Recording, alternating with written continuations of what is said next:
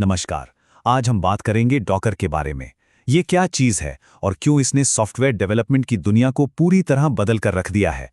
चलिए इसे आसान भाषा में समझने की कोशिश करते हैं।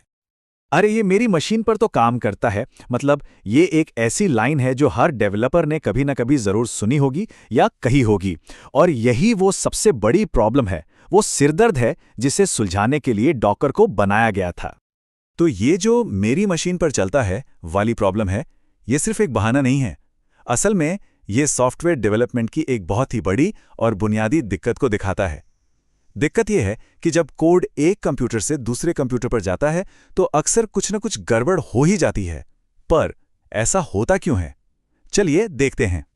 इसकी जड़ को समझने के लिए जरा इस सिचुएशन को देखिए। एक तरफ है डेवलपर की मशीन जहां सब कुछ सेट है।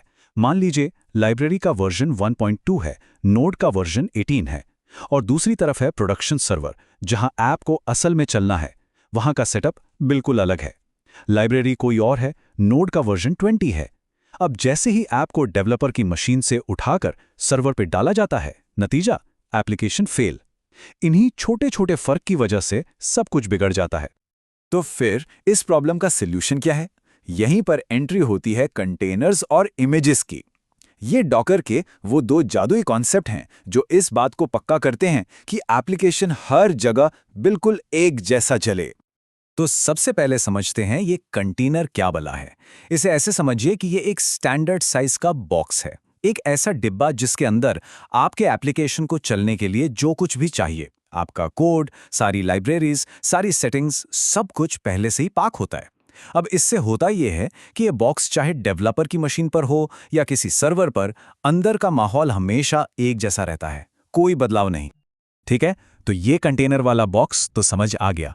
पर सवाल यह है कि यह बॉक्स बनता कैसे है? ये बनता है एक ब्लूप्रिंट से, और उस ब्लूप्रिंट को कहते हैं इमेज।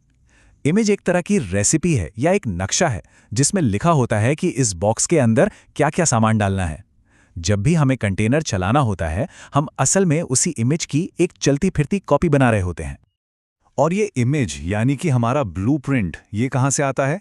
ये आता है एक बहुत ही सिंपल सी टेक्स्ट फाइल से जिसका नाम है डॉकर फाइल।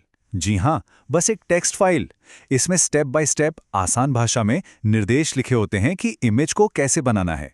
डॉकर बस इन निर्देशों को पढ़ता है और इमेज तैयार कर देता है। तो अब पूरी कहानी एक साथ जुड़ गई है। देखिए कितना सीधा सा फ्लो है। सबसे पहले हम एक डॉकर फाइल लिखते हैं, यानी कि हमारा ब्लूप्रिंट।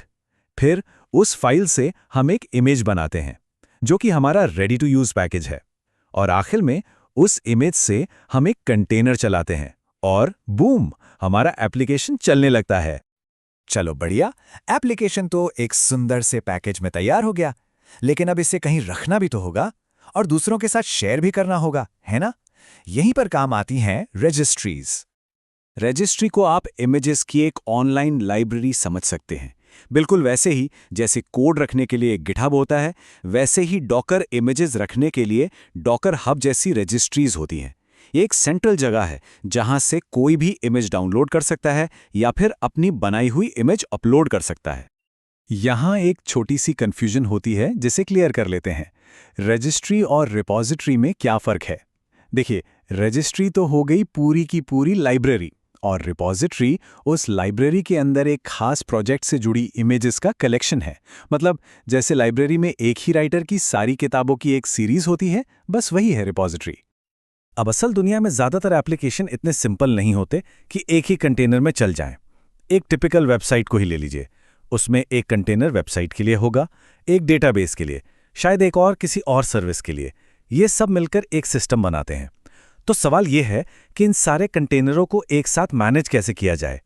अगर हर एक कंटेनर के लिए डॉकर रन कमांड को अलग अलग चलाने की कोशिश की तो बहुत मुश्किल हो जाएगी। कमांड्स इतने लंबे और कॉम्प्लेक्स हो जाते हैं, उनका नेटवर्क आपस में मैन्युअली सेट करना पड़ता है और उन्हें स्केल करना तो भूल ही जाइए। ये बहुत ही ज्यादा झंझट वाला और गलती होने की पूरी गुंजाइश वाला काम है। और इसी मुश्किल को आसान बनाने के लिए आता है डॉकर कंपोज। ये एक ऑर्केस्ट्रा के कंडक्टर की तरह है। बस एक छोटी सी कॉन्फ़िगरेशन फाइल बनानी होती है जिसे YAML फाइल कहते हैं। उस फाइल में अपने पूरे एप्लीकेशन के सारे कंटेनर्स वेबसाइट, डेटाबेस, सब कुछ के बारे में लिख दिया जाता है। और फिर बस एक कमांड और पूरा का पूरा सिस्टम एक साथ चालू हो जाता है।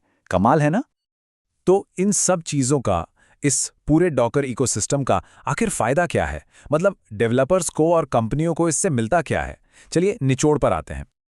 सबसे बड़ा फायदा तो ये है कि एप्लीकेशंस बहुत तेजी से और भरोसे के साथ डिलीवर होते हैं। डिप्लॉयमेंट और स्केलिंग बच्चों का खेल बन जाता है। और क्योंकि कंटेनर बहुत हल्के फुल्के होते हैं, एक ही हार्डवेयर पर पहले से कहीं ज़्यादा काम चलाया जा सकता है। मतलब परफॉर्मेंस ज़्यादा और खर्चा कम। तो अब जब एप्लीकेशन एक ऐसे मैजिक बॉक्स में बंद है जो कहीं भी चल सकता है, किसी भी मशीन पर, किसी भी क्लाउड पर, तो सवाल बस एक ही बचता है। जब आपका एप्लीकेशन इतना पोर्टेबल हो गया है तो इसे अगली बार कहाँ चलाएंगे?